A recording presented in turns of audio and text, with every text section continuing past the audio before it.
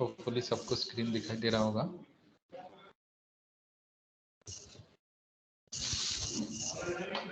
तो हम लोग बेसिक इनपुट आउटपुट स्टेटमेंट देखे थे, अभी उसमें कंडीशनल स्टेटमेंट जो है वो हम देखेंगे। तो इसमें आपको दिख रहा होगा कि कोई भी सी प्रोग्रामिंग में जो कंडीशन है वो कुछ इस तरह से है कि कोई भी स्टेटमेंट आता है उसका एक कंडीशन रहता है। वो कंडीशन कुछ भी हो सकता है, जैसे मान लो मैंने कोई स्टेटमेंट लाया है और उसको मैं कोई नंबर है, इंटीजर नंबर, फुल नंबर में चेक कर रहा हूँ वो इंटीजर नंबर किसी नंबर से बड़ा है क्या, तो वो भी एक कंडीशन है। तो वो अगर ट्रू होता है तो we bypass the we go to the next statement, जो कि आपको सर्कल में दिख रहा है। और अगर फॉल्स होता है तो हम लोग दूसरा कुछ कंडीशन या फिर दूसरा कुछ स्टेटमेंट एग्जीक्यूट करते हैं, उसके बाद फिर से एग्जिट पॉइंट में जाते हैं। This is as same as मैं आपको ड्रॉ करके भी दिखा सकता हूँ।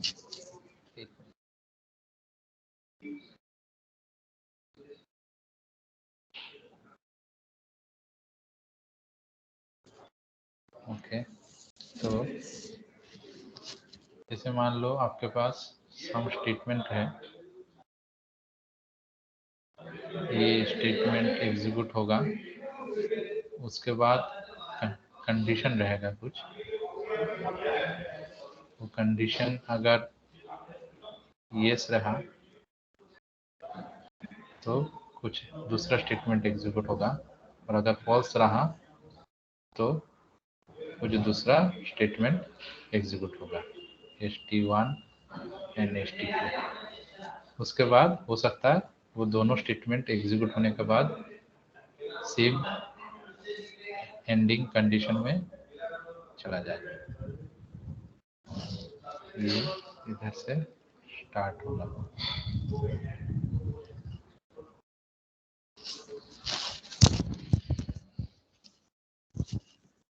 तो होपफुली ये सबको क्लियर है।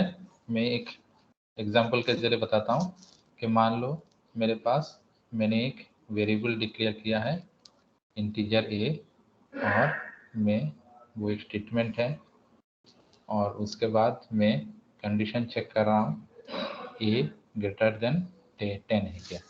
सॉरी, ये नहीं होगा, मैं इसको इरेज कर रहा हूँ।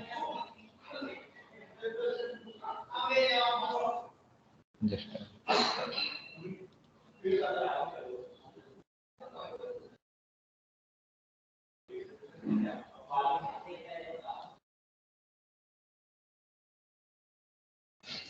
तो मेरे पास एक स्टेटमेंट है ए,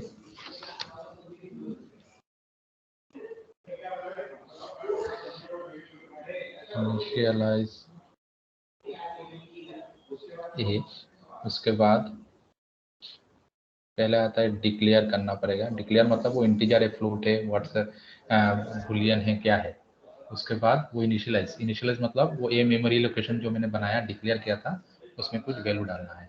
उसके बाद वो हम लोग उसमें कंडीशन चेक करते हैं कि मान लो हम कंडीशन चेक करें ये 10 से बड़ा है क्या। अगर बड़ा है तो हम लोग प्रिंट करेंगे ए इज बिगर देन 10, ये स्टेटमेंट रहेगा। ये अगर ट्रू रहा तो, और ये अगर फॉल्स रहा तो स्टेटमेंट होगा ए इज लेस देन 10। तो ये एग्जीक्यूट होगा। उसके बाद ये भी स्टॉप में जाएगा and this statement also stop. ये समझ में आया क्या सबको? Yes sir. ओके, तो कुछ इस तरह से कंडीशन रन होता है। तो इसको अगर हम प्रोग्राम में देखें तो मैं क्या करूँगा, ऑब्वियसली हमने जैसे बोला था पहले हम हैश इंक्लूड करते हैं कि बेसिक इनपुट आउटपुट स्टेटमेंट जो लाइब्रेरी फाइल में रहता है वो है stdio.h फाइल। इसको हम लोग अपने सी प्रोग्राम में इंक्लूड करते हैं। उसके बाद हम सारे सी प्रोग्राम मेन फंक्शन से चालू होता है, इसलिए हमने मेन फंक्शन लिखा है। और मेन फंक्शन कोई दूसरे फंक्शन को कॉल नहीं कर रहा है, वही पेरेंट फंक्शन है, इसीलिए उसके पहले वॉइड लिखते हैं। कोई कंपाइलर में हम लोग इसके जगह इंट भी लिखते हैं, तब हम रिटर्न करते हैं 0, वो हम दूसरी जगह दे जाएंगे। अभी मैं वॉइड लिख रहा हूँ। और उसके बाद मैं क्या किया, मैंने एक ए नाम का एक मेमोरी लोकेशन मैंने डिक्लेयर किया है। उससे क्या होगा, हम बताएंगे ए नाम का एक मेमोरी लोकेशन रिजर्व करो मेमोरी में, जो कि इंटीजर टाइप का है, मतलब होल नंबर है। उसके बाद मैंने ए में कुछ वैल्यू दिया है, मतलब मैंने ए में यहाँ पे कुछ वैल्यू दे दिया। उसके बाद मैं कंडीशन चेक कर रहा हूँ इफ, जैसे हम लोग इंग्लिश में भी रहता है इफ, तो वैसे ही सी प्रोग्राम में भी इफ रहता है। इफ क्या करता है, वो कंडीशन चेक करता है। If a greater than 20, then उसके बाद ब्रैकेट, मतलब ये ब्रैकेट जो है वो इफ के अंदर रहेगा। उसके बाद बेसिक आउटपुट स्टेटमेंट है क्या है, प्रिंटफ, उसमें a is greater than 20, a is greater than 20। तो ये जो लाइन है ये तब एग्जीक्यूट होगा अगर ये कंडीशन ट्रू होता है ना। If this is true then only this line will be executed. अगर नहीं होता है तो हम लोग एल्स में लिखेंगे, else printf a is less than 20। उसके बाद सेमीकोलन, यहाँ पे डबल कोट इसलिए दे रहे हैं ताकि वो कंसोल में दिखे। उसके बाद एल्स को क्लोज किया। उसके बाद वर्ड में जो ओपनिंग था उसको भी मैं क्लोज किया। ध्यान रहे जितने भी ओपनिंग है, यहाँ पे एक ओपनिंग है, 2 ओपनिंग है, उतना ही क्लोजिंग होना चाहिए। यहाँ पे एक, हाँ 3 ओपनिंग है, ये एक ओपनिंग हो गया, ये दूसरा एक ओपनिंग हो गया, और ये तीसरा एक ओपनिंग हो गया। मैं नंबरिंग करके दे रहा हूँ, 1, यहाँ पे 2 और यहाँ पे 3। सिमिलरली क्लोजिंग कितना होगा, क्लोजिंग भी 3 होना चाहिए। ये क्लोजिंग है 1, ये क्लोजिंग है 2 और ये क्लोजिंग है 3। तो इससे हम लोग कंडीशन चेक करें। ये समझ में आया क्या सबको? Yes sir. ओके, जिसको भी नहीं समझ में आया, अगर ये नहीं समझ में आ रहा है कि मेन क्या है, वॉइड क्या है, इंक्लूड क्या है, प्रिंटफ क्या है, तो वो मैं सजेस्ट करूंगा मेरे प्रीवियस रिकॉर्डेड वीडियोस आप जाइए और देखिए। उसमें मैंने एक प्लेलिस्ट बनाया था जिसमें प्रीवियस रिकॉर्डेड वीडियो मैंने दिया था, तो वो वहाँ पे रहेगा। आपके क्लास के जो सीआर मैंने व्हाट्सएप ग्रुप में दिया था, वो भी आपको यूट्यूब के प्लेलिस्ट का लिंक दे देंगे, या फिर मैंने जो पहले भी इस ग्रुप में पोस्ट किया था वो भी आप देख सकते हैं, तो फिर ज़्यादा क्लियर। तो this is a basic if condition. इसको मैं एग्जीक्यूट करके दिखाता हूँ आपको। मैं वैसे ही टर्बो सी में गया और यहाँ पे टर्बो सी में ओपन कर रहा हूँ। स्टार्ट किया,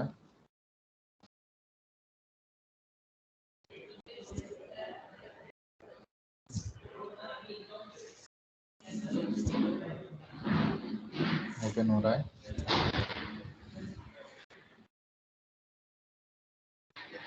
ओके, अभी यहाँ पे ऑलरेडी पुराना जो प्रोग्राम है वो दिखा रहा है। मैं यहाँ पे फाइल में क्लिक करके न्यू बटन क्लिक किया तो नया फाइल जाएगा। उसके बाद मैं इसको फाइल को कुछ लिखने के पहले सेव करता हूँ। सेव क्या नाम से करूँगा, F2 दबाऊंगा तो सेव हो जाएगा। यहाँ पे तो सी लिखा और उसके पहले फाइल का कुछ नाम दिया मैंने लिखा इफ कंडीशन डॉट सी। ध्यान रहे ये सी ड्राइव के अंदर, टर्बो C3 फोल्डर के अंदर, बिन नाम के फोल्डर के अंदर आपका सी ड्राइव रहेगा। दूसरे लोकेशन में आप सी ड्राइव वो फाइल सेव करोगे तो आपका प्रोग्राम एग्जीक्यूट नहीं होगा, क्योंकि आपके एग्जीक्यूट होने के लिए जितने भी लाइब्रेरी का जरूरत है, जो भी हेडर फाइल हमने इंक्लूड किया, वो सब टर्बो C3 बिन के फोल्डर के अंदर है। वो इसी कंडीशन में आप फाइल चेंज नहीं करोगे, बस अब बिन के आगे जो भी फाइल नेम देना है वो फाइल नेम आप दे सकते हो। तो मैंने दिया और ओके किया। यहाँ पे फाइल का नाम लिख के आ गया। यहाँ पे मैं फिर से वही लिख रहा हूँ जो अभी मैंने लिख के दिखाया था, include stdio.h void main opening integer a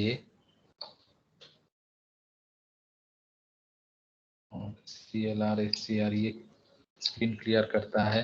previous जो हमने प्रोग्राम एग्जीक्यूट किया था उसका आउटपुट ऑलरेडी आउटपुट स्क्रीन में है। ये कमांड उस आउटपुट को हटा देता है, प्रीवियस प्रोग्राम के जो भी आउटपुट अगर रहेंगे। प्रीवियस प्रोग्राम मतलब मान लो जो भी हमने प्रोग्राम आउटपुट लिखा है उसका आउटपुट भी कोई एक फाइल में सेव होता है, लेकिन कोई भी प्रोग्राम का आउटपुट वही फाइल को दिखाता है। तो हम कंफ्यूज हो जाएंगे, जो हमें दिख रहा है आउटपुट वो हमारा करंट प्रोग्राम का है या प्रीवियस प्रोग्राम का है। तो ये जो कमांड है CLR SCR, वो प्रीवियस जितने भी प्रोग्राम का आउटपुट हमने बनाया था वो जो अभी लिखा हुआ आउटपुट फाइल में उसको क्लियर कर देता है, ताकि हमारा करंट प्रोग्राम का आउटपुट सिर्फ देखे। तो ये CLR SCR वो काम करता है। उसके बाद मैंने ए नाम का जो मेन मेमोरी लोकेशन बनाया उसमें मैंने 10 वैल्यू डाला है। उसके मैं चेक कर रहा हूँ if a greater then 10 bracket printf a is greater than 10। मैं इसको 10 नहीं लिख के 20 कर देता हूँ ताकि कंफ्यूजन ना रहे। a is greater than 20। ये देखो डबल कोड जो भी कंसोल में प्रिंट होगा वो रेड कलर में आ रहा है और जो भी आपका कमांड है वो ग्रीन कलर में आ रहा है। तो आप इजीली आइडेंटिफाई कर सकते हो। वेरिएबल का नाम ग्रीन कलर में आ रहा है, ऑपरेटर येलो कलर में आ रहा है। ऐसे आप कोई भी नंबर जो है वो ऐश कलर में आ रहा है। ऐसे आप डिफाइन देख सकते हो इजीली। ये टर्बो C3 का एक वन ऑफ द फीचर है कि जितने भी अलग अलग है वो बता सकते हैं। सेमीकोलन देना पड़ता है। उसके बाद एल्स में गया, अगर नहीं है एफ, अगर एल्स ए 20 से बड़ा नहीं है तो मैं लिखूंगा printf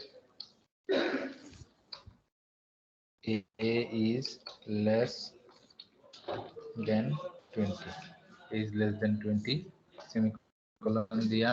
उसके बाद मैंने क्लोजिंग ब्रैकेट दिया मेन का। इसको थोड़ा और अंडरस्टैंडेबल बनाने के लिए मैं एक टैब देता हूँ सबको ताकि easily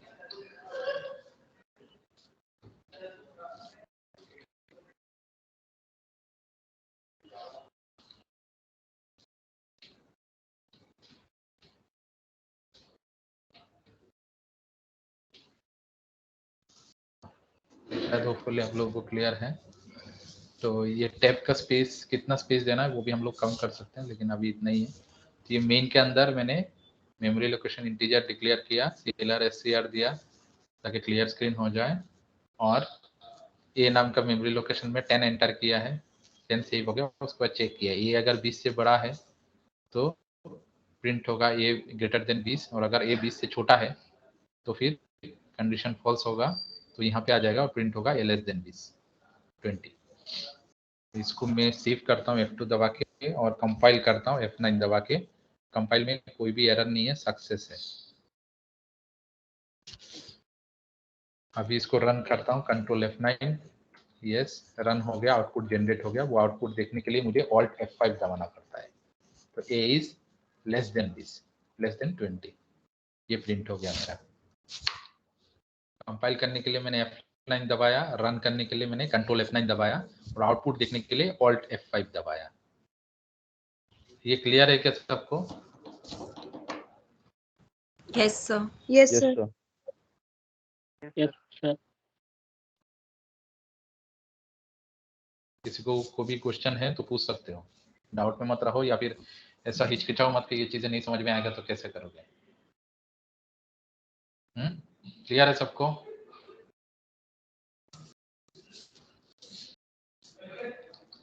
yes sir. Yes sir. Okay, तो हम लोग आगे बढ़ते हैं।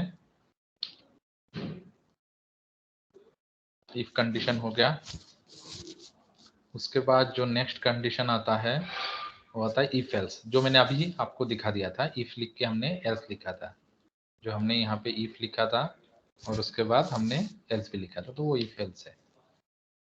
Then nested if. Nested if मतलब एक इफ के अंदर दूसरा इफ। वो कैसे करते हैं, मैं उसी प्रोग्राम को रन करके दिखाता हूँ।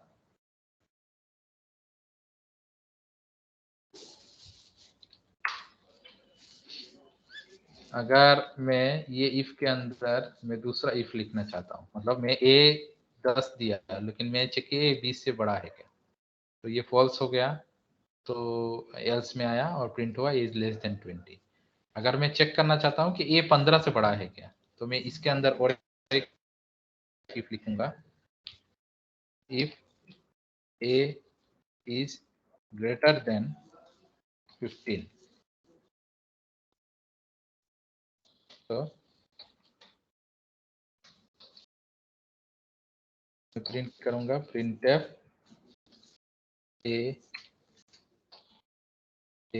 is greater than 15, else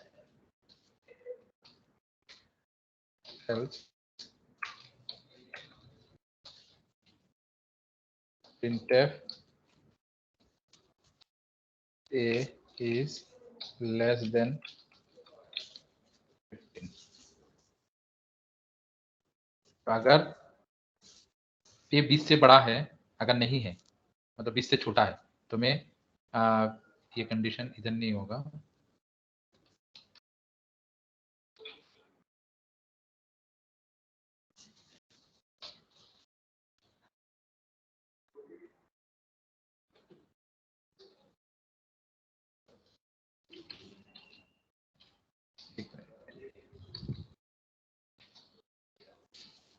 मैं ये चीज को डिलीट कर देता हूँ।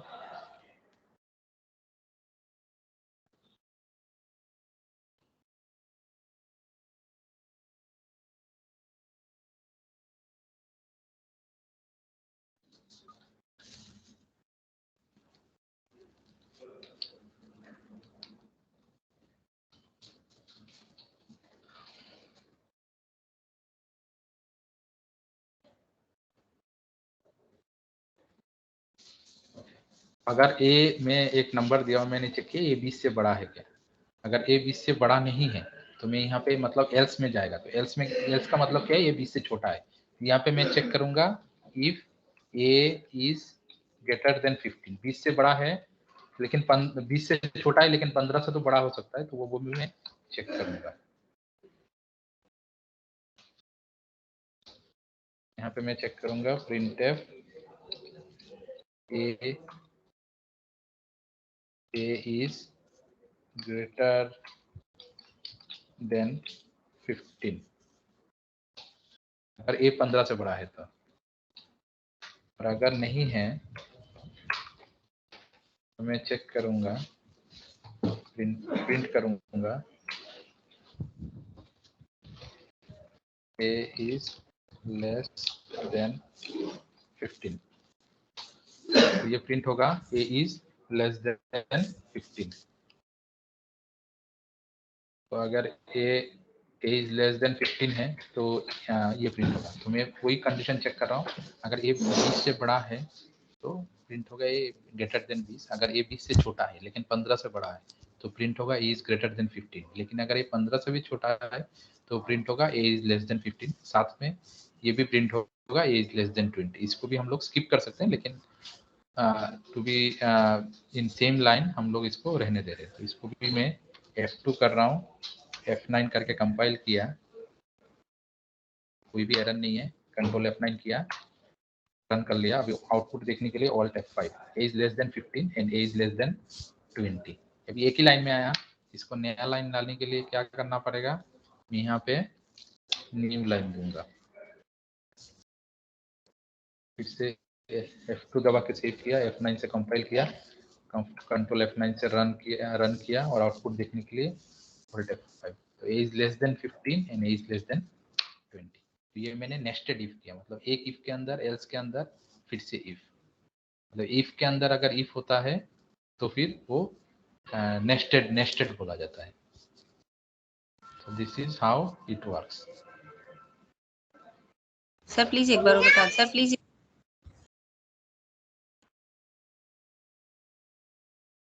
कौन सा चीज बताऊं, नेस्टेड वाला? Yes, sir. Yes, sir. तो मैंने ये A10 बनाया और मैं A को डिक्लेयर किया 10 और A को मैंने चेक किया कि वो 20 से बड़ा है क्या। अगर 20 से बड़ा नहीं है, 20 से बड़ा नहीं है तो एल्स में आएगा। एल्स के अंदर मैंने फिर से और एक इफ कंडीशन लगाया, वो मैंने चेक किया कि A 15 से बड़ा है। अगर A 15 से बड़ा है तो मैं यहाँ पे चेक फिर से बोल रहा हूँ कि printf A is greater than 15, मतलब A 20 से तो छोटा है। एल्स में तभी आएगा जब 20 से छोटा होगा। 20 से एल्स में तभी आएगा जब 20 से छोटा होगा, लेकिन क्या A 15 से भी छोटा है? तो इसके लिए मैंने if A greater than 15 condition लगाया। तो if A greater than 15 condition true तब होगा जब A 15 से बड़ा है लेकिन 20 से छोटा है। तो अगर ऐसा कंडीशन सॉल्व ये होता है, जैसे मान लो मैंने यहाँ पे A का वैल्यू दिया 16, तो ये 15 से बड़ा है लेकिन 20 से छोटा है, तो यहाँ पे प्रिंट होगा A is greater than 15।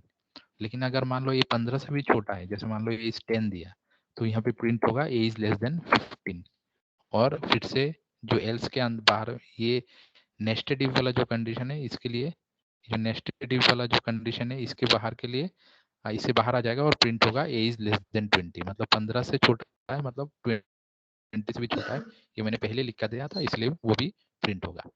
तो ये 10 के लिए मैंने एक बार एग्जीक्यूट करके दिखा रहा हूँ। पहले 10 के लिए एग्जीक्यूट करके दिखा रहा हूँ। F2 किया, F9 किया, कंपाइल किया, कंट्रोल F9 किया, रन किया और आउटपुट देखने के लिए less than 15 and less than 20, क्योंकि ये 10।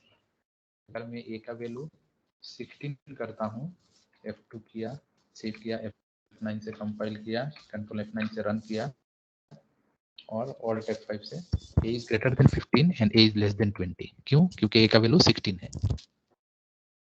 तो इसमें भी न्यू लाइन के लिए मैंने n दिया है। अगर A का वैल्यू मैं 21 देता हूँ, F2 ये सेव किया, F9 देके कंपाइल किया, कंट्रोल F9 देके रन किया, Alt F9 देके A is greater than 20, क्योंकि A का वैल्यू मैंने 21 दिया था। ये क्लियर है सबको? Yes, sir. Yes, sir. Yes sir. Sir पर ये तो एल्स के अंदर चल रहा है ना, इफ ये आपने बोला इफ के अंदर इफ चलता है तो नेस्टेड इफ होता है, तो ये तो एल्स के अंदर चल रहा है इफ। हाँ निकेत, मैं अगर एल्स के अंदर लिखता हूँ तो नेस्टेड एल्स इफ में आता है। तो ये कंडीशन मैंने इस तरह लिखा कि वो एल्स के अंदर आ रहा है। वो सेम चीज मैं इफ के अंदर भी लिखूंगा तो भी वो नेस्टेड इफ में माना जाएगा। नेस्टेड कंडीशन में बता रहा हूँ, अभी नेस्टेड एल्स के अंदर आ रहा है या इफ के अंदर आ रहा है, लेकिन दोनों ही नेस्टेड कंडीशन है। अगर मैं यहाँ पे इफ के अंदर लिखता हूँ कोई कंडीशन,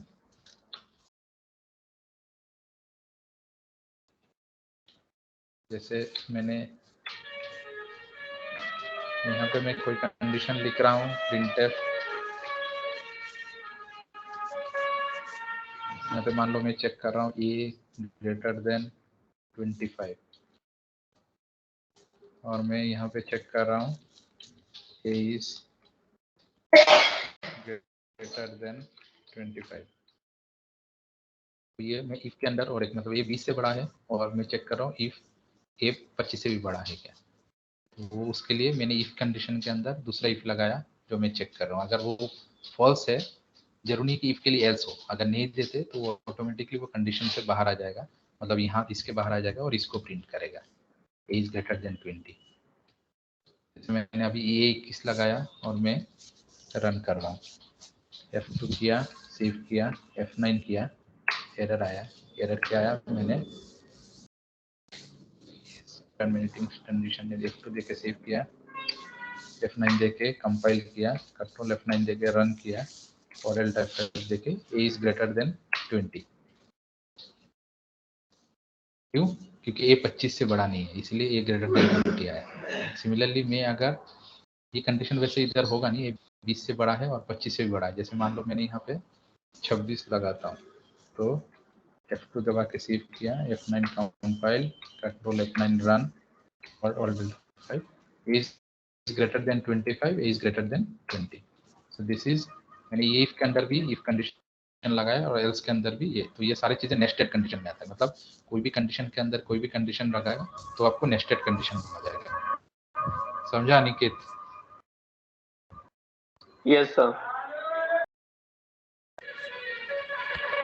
नेस्टेड कंडीशन का है कि कोई भी कंडीशन के अंदर अगर आप दूसरा कंडीशन लगाते हो उसको नेस्टेड कंडीशन बोलते हैं। तो इफ के अंदर सर भी होगा, एल्स के अंदर सर भी होगा, तो नेस्टेड इफ या नेस्टेड एल्स दोनों भी बोल सकते हैं। और किसी को कोई क्वेश्चन है?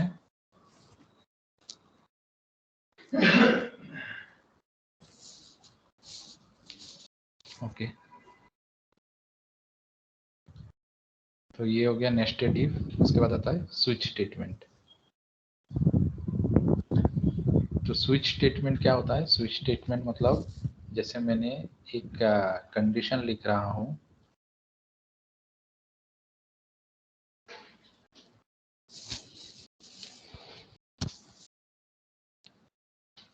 जैसे मैं मान लो कि मैंने यहाँ पे इंक्लूड लिखा stdio.h, उसके बाद मैंने void main लिखा,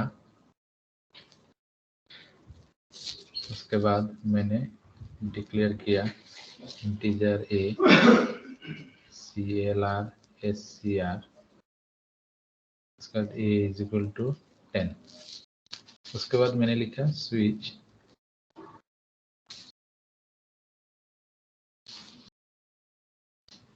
a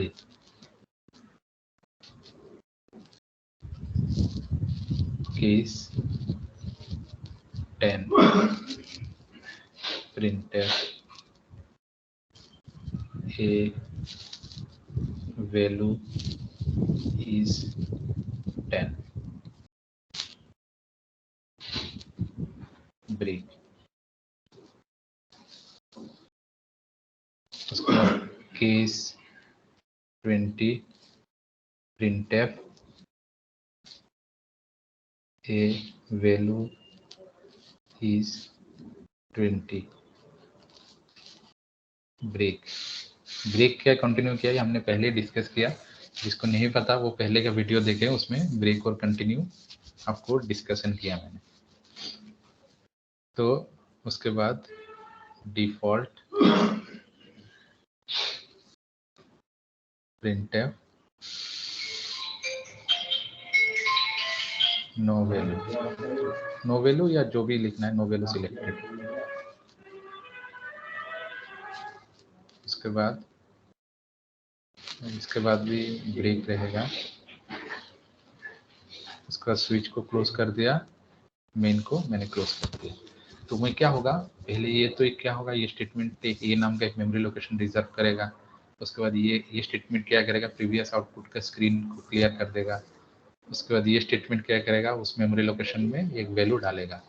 उसके बाद ये जो है वो स्टेटमेंट क्या करेगा, वो ए का वैल्यू क्या है, ए का वैल्यू 10 है, तो वो चेक करेगा इसमें केस के बाद जो भी लिखा हुआ है उसके साथ मैच करेगा। तो अभी ए का वैल्यू 10 है, तो पहला कौन सा मैच हो रहा है, 10 ही मैच हो रहा है। तो अगर 10 मैच हो रहा है तो 10 केस के अंदर जो भी स्टेटमेंट है उसको वो एग्जीक्यूट करेगा। तो ये स्टेटमेंट क्या रहेगा, प्रिंटफ ए वैल्यू इज 10, ये एग्जीक्यूट होगा।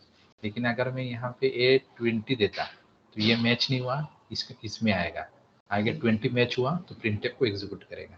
और उसके बाद दोनों स्टेटमेंट में ब्रेक लिखा, मतलब आगे कोई भी एग्जीक्यूट, जैसे मान लो ये केस एग्जीक्यूट हो गया तो उसके आगे नहीं जाएगा। ब्रेक एग्जीक्यूट, ब्रेक मतलब ये लूप से बाहर आ जाता है। ब्रेक का काम है कि जैसे मैंने कोई भी कंडीशन लिखा है तो वो कंडीशन के आगे का कोई स्टेटमेंट को एग्जीक्यूट नहीं करता है, जैसे ही ब्रेक मिलता है तो वो कंडीशन से बाहर आ जाता है। तो मेरा मान लो केस 10 मैंने एग्जीक्यूट किया तो ब्रेक आया तो बाहर आ गया। लेकिन अगर ए का वैल्यू 20 है तो इसमें जाएगा ही नहीं, तो आगे केस 2 में जाएगा और प्रिंटफ को एग्जीक्यूट करेगा, ब्रेक मिलेगा, बाहर आ जाएगा। लेकिन मान लो मैंने यहाँ पे 20 भी नहीं लिखा, 10 भी लिखा, 30 लिखा, तो ना 10 मैच हुआ और ना 20 मैच हुआ, तो डिफॉल्ट में जाएगा और डिफॉल्ट वाला स्टेटमेंट एग्जीक्यूट करेगा, ब्रेक होगा और बाहर आ जाएगा। ये समझ में आया क्या सबको? Yes, sir. Yes, sir.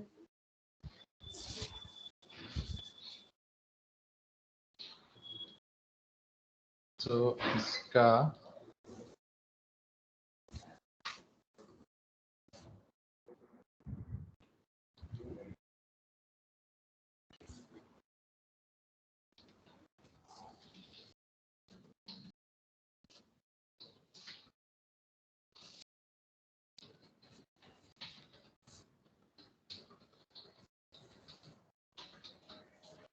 Switch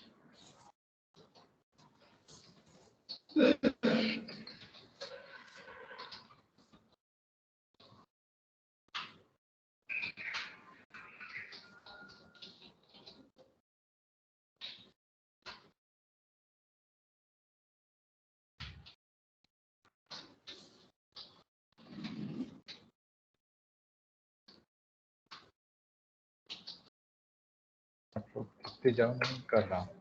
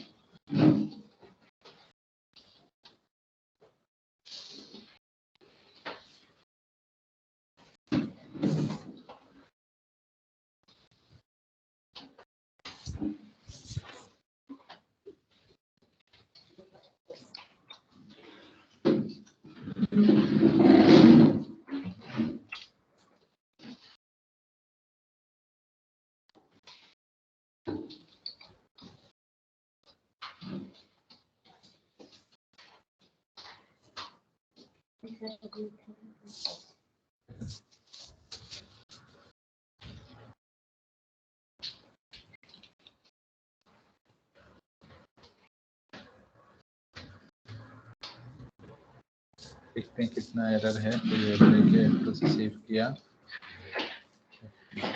sorry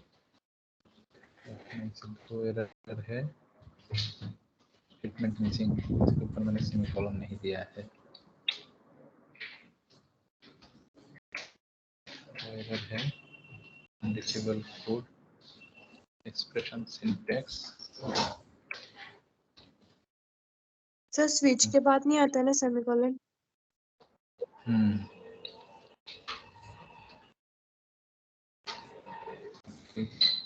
तो F9 से मैंने कंपाइल किया, कंट्रोल F9 से रन किया, Alt F5 से मैंने आउटपुट दिखाया। तो वैल्यू ऑफ ए इज 10। तो ए जो की वैल्यू है, उसके बाद स्विच में जाके जो भी ए का वैल्यू है वो देखता है, और यहाँ पे जहाँ पे भी मैच होता है, तो यहाँ पे केस के साथ 10 का वैल्यू मैच हुआ है, तो यहाँ पे value of A is 10 execute हुआ, और उसके बाद ब्रेक के बाद डायरेक्ट स्विच से बाहर आ गया। अगर मैं ए का वैल्यू 220 देता हूँ,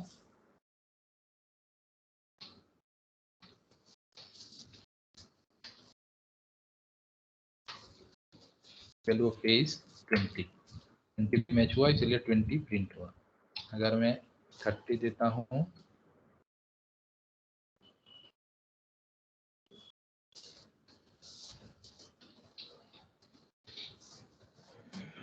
no value selected.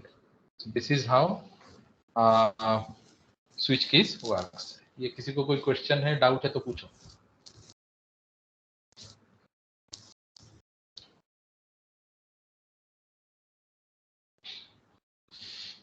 किसी को कोई क्वेश्चन है? नहीं है।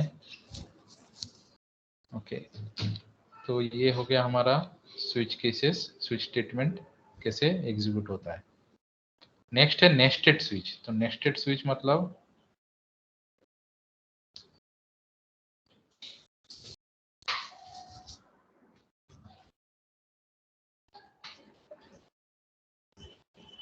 नेस्टेड स्विच मतलब ये जो स्विच है, केस जो है, इसके अंदर ही मैं दूसरा कंडीशन लगा सकता हूँ। जैसे अगर 10 है तो 10 के अंदर मैच हुआ, उसके बाद मैं दूसरा कुछ स्विच लगाया, यहाँ पे मैंने दूसरा कुछ स्विच कंडीशन चेक कर रहा हूँ। तो अगर मैं यहाँ पे भी दूसरा कोई स्विच कंडीशन लगाता हूँ,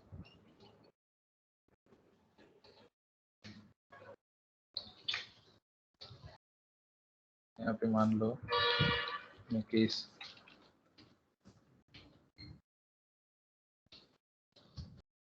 कुछ मैं और लगा रहा हूँ कंडीशन,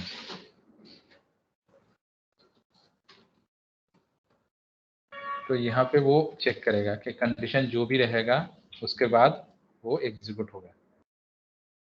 तो मैं कंडीशन यहाँ पे लिख के रख रहा हूँ, आप कंडीशन खुद ट्राई करना इसको।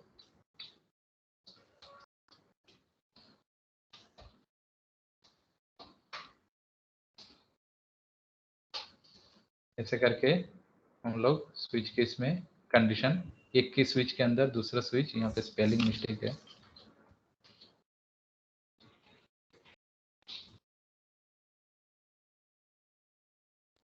एक स्विच के अंदर दूसरा स्विच हम लोग एग्जीक्यूट कर सकते हैं। So this is known as nested switch. यहाँ पे हम लोग डिफॉल्ट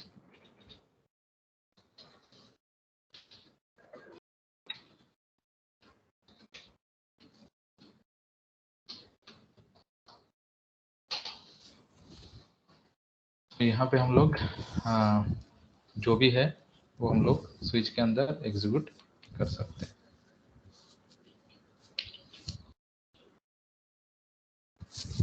तो अभी तक किसी को कोई क्वेश्चन है? ये सब जो मैंने बताया if else, nested if switch और नेस्टेड स्विच में। No, sir. सर ये नेस्टेड स्विच एक बार और एक्सप्लेन। नेस्टेड स्विच मतलब हम लोग जो स्विच बनाया है, अगर मैं स्विच कंडीशन बनाता हूँ उसके अंदर मैं अगर स्विच कंडीशन लिखता हूँ या फिर स्विच दूसरा कुछ लिखता हूँ, स्विच एक स्विच के अंदर दूसरा, जैसे इफ के अंदर हमने एक इफ कंडीशन लिखा था, वैसे स्विच के अंदर भी हमने कोई स्विच कंडीशन अगर लिख रहे हैं तो वो नेस्टेड स्विच बन जाएगा। That is known as nested switch. ठीक है, इसका आप लोग एक बार खुद भी ट्राई करके देखो, क्योंकि मैंने नेस्टेड कंडीशन ऑलरेडी बता दिया। आप थोड़ा दिमाग लगाओ कि कैसे नेस्टेड स्विच बनेगा, ऑब्वियसली आप लोगों को समझ में आएगा। अभी तक किसी को कोई क्वेश्चन है? No sir. No sir. Okay, तो ये जो है ये हमारा बेसिक जो है डिसीजन मेकिंग स्टेटमेंट जो है वो हमारा कंप्लीट होता है। उसके बाद फॉर लूप आता है, व्हाइल लूप होता है, डू व्हाइल लूप होता है, and then different relational operator, वो हमने ऑलरेडी पहले थोड़ा बताया था, ग्रेटर देन, लेस देन, ये सब है, तो वो हम अगले क्लास में कंप्लीट करेंगे।